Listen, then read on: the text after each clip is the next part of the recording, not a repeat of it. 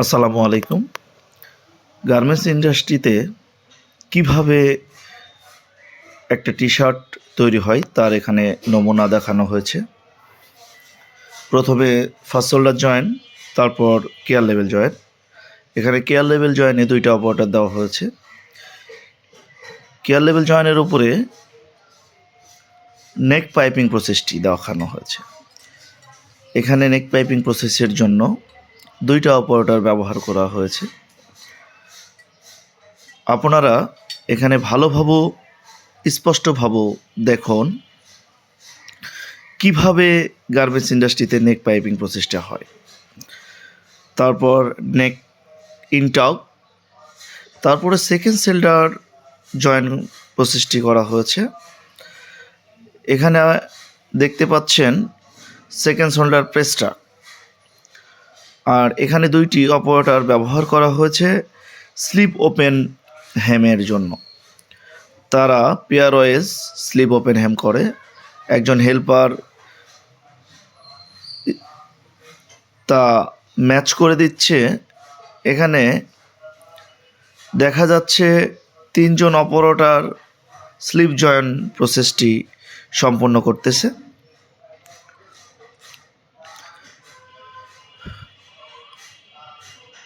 এখন আপনারা যে অংশটা দেখতেছেন সেটা অন্য লাইনের একটি অংশ।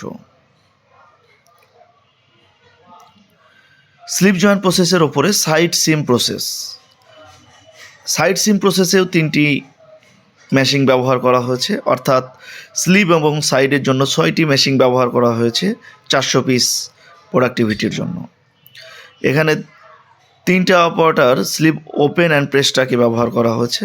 এক কথায় গার্মেন্টস ইন্ডাস্ট্রিতে এই প্রসেসটিকে বলা হয় চাপটা খাওয়াটাক। এখানে 3টা অপারেটর চাপটা খাওয়াটাক প্রসেস করার মাধ্যমে সম্পন্ন করতেছে।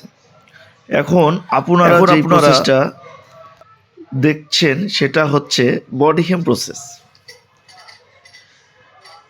এখানে 2টি অপারেটর ব্যবহার করা হয়েছে বডি হেম প্রসেসে, যাতে করে প্রোডাক্টিভিটি বৃদ্ধি পায়। একজন অপারেটর সর্বোচ্চ 250 থেকে 300 পিস পর্যন্ত বডি হেম প্রসেস করতে পারে। এখানে একটি হেল্পার নেক মার্ক করতেছে মেন লেভেল অ্যাটাচের জন্য।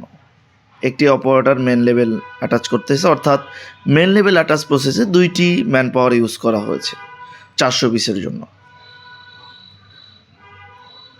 এখানে লাস্ট প্রসেস এই টি-শার্টটির, এখানে বটম হেম প্রসেসে একটি সেফটি টাক দিচ্ছে, যাতে করে বটম হেম প্রসেসের সুতাটা না খুলে যায়। একজন হেল্পার দ্বারা সম্পূর্ণ বডিটি চেক এবং ফাইনাল ট্রিম করা হচ্ছে। এই টেবিলে যেই ম্যান পাওয়ারটি দেখতেছেন এটা কোয়ালিটি ডিপার্টমেন্টের, তারা ফাইনাল চেক করতেছে। এক কথায় লাইনের ফাইনাল চেক। এই ফাইনাল চেকের পরে 2জন আয়রনম্যান আয়রন করে। গার্মেন্টস ইন্ডাস্ট্রিতে কীভাবে আয়রন করা হয় তা এখানে তুলে ধরা হয়েছে। এই আয়রন করার পরে 2জন কোয়ালিটি তার গেট আপ মেজারমেন্ট চেক দিবে। তারপর ফিনিশিং সেকশন, এটাই ইনলাইন ফিনিশিং। এখানেই ফিনিশিং সম্পন্ন হয়। ধন্যবাদ সকলকে।